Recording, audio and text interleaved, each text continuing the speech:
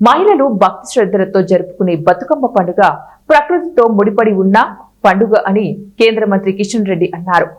మంత్రి కిషన్ రెడ్డి ఆధ్వర్యంలో Amberpet municipal ground లో సోమవారం సాయంత్రం బతుకమ్మ వేడుకలను ఘనంగా నిర్వహించారు. ఈ సందర్భంగా మహిళలు బతుకమ్మలను సుందరంగా ముస్తాబు చేసుకుని గ్రౌండ్ కు తీసుకుని వచ్చారు.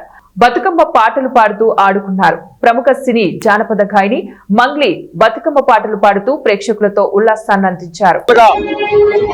ఎంతో ఉత్సాహంగా అట్టహాసంగా భక్తి శ్రద్ధలతో బతుకమ్మ పండుగ జరుగుతుంది. ఈ సంవత్సరం కూడా అదే విధంగా జరుపుకున్నాము.